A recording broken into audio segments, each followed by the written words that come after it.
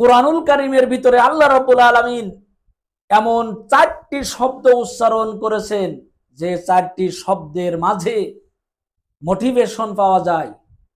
মানুষ 4টি শব্দ যদি গবেষণা করে, উপলব্ধি করে, তাহলে তার জীবন পরিবর্তন হয়ে যাবে।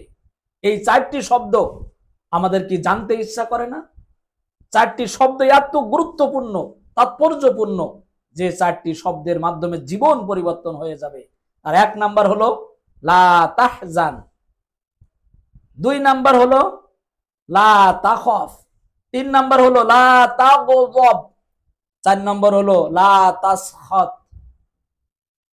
1 নাম্বার লা তাহজান, পৃথিবীর মানুষ অতীত নিয়ে আর হতাশ হইও না, অতীত নিয়ে ভেবো না, যেটা গেছে সেটা চলে গেছে। এই পৃথিবীতে আমি যখন এসেছিলাম, আপনি যখন এসেছেন, খালি হাতে এসেছি। এই পৃথিবী থেকে আবার যখন চলে যাব, খালি হাতে চলে যাব। যা কিছু উপার্জন করছি, এখানকার সম্পত্তি এখানেই উপার্জন করছি, এখানেই জমা করছি। আবার এই জমাকৃত সম্পদ রেখে খালি হাতে চলে যেতে হবে। ওই জন্য কি ক্ষতি হয়ে গেছে, অতীতে কি লস করেছি, অতীতে কি হয়েছে, অতীত নিয়ে ভেবে আমার ভবিষ্যৎ আমি নষ্ট করতে চাই না। এই জন্য লা তাহজান শব্দের অর্থ হচ্ছে তুমি চিন্তা করো না অতীত নিয়ে, তুমি হতাশ হইও না অতীত নিয়ে।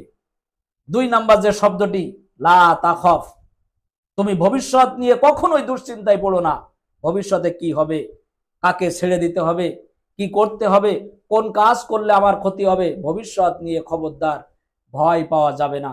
সামনে এগিয়ে যেতে হবে, ইসলামটাকে সামনে রাখতে হবে, ইসলামী আন্দোলন এর সাথে সম্পৃক্ত থাকতে হবে, কোরআন হাদিসের সাথে থাকতে হবে, ইসলামের যাবতীয় বিধিবিধান মেনে চলতে হবে।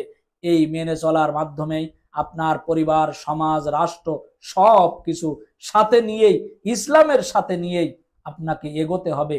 এই জন্য লা তাখফ, ভবিষ্যৎ নিয়ে কোনো হতাশ হওয়া যাবে না, দুশ্চিন্তা করা যাবে না।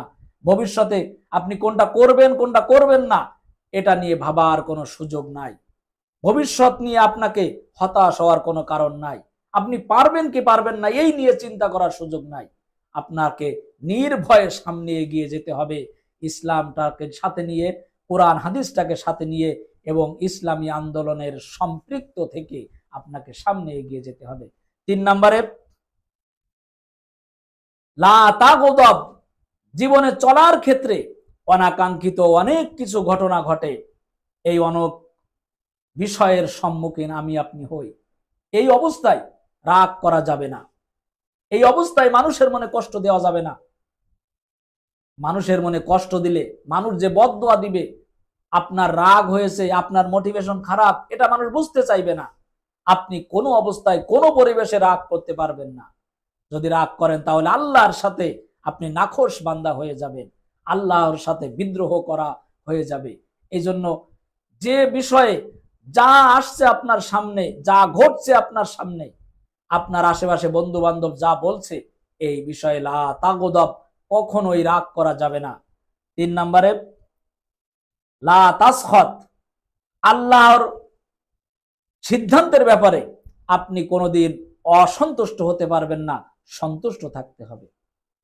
পিতার লাশ সামনে নিয়ে ছেলে হিসাবে যদি আপনি বলতে পারেন আলহামদুলিল্লাহ, আপনার ওই বয়সে ওই অবস্থায় আল্লাহ রাব্বুল আলামিন আপনার পিতাকে মৃত্যু দান করবেন, এটাই আল্লাহর ফয়সালা। আপনাকে আলহামদুলিল্লাহ বলতে হবে। আপনি লা তাসখাত, আপনি আল্লাহর প্রতি নাখোশ হতে পারবেন না, আল্লাহর সিদ্ধান্তের কাছে আপনি বিদ্রোহ দেখাতে পারবেন না, আল্লাহর সিদ্ধান্ত না মানার প্রবণতা আপনি দেখাতে পারবেন না। এই জন্য কোরআনুল কারীমে এই যে 4টি শব্দ এসেছে, এই 4টি শব্দ আমাদের জীবন পরিবর্তন করে দেওয়ার মতো শব্দ। তার 1 নাম্বার হলো কোরআনুল কারীমে, আমি আবার বলছি, কোরআনুল কারীমে যে 4টি শব্দ এসেছে মোটিভেশন হিসাবে, তার 1 নাম্বার হলো লা তাহজান, 2 নাম্বার হলো লা তাখফ, 3 নাম্বার হলো লা তাগযব, 4 নাম্বার হলো লা তাসখাত। এই 4টি শব্দ বোঝার, উপলব্ধি করার তৌফিক আমাদের সকলের দান করুন, আমিন।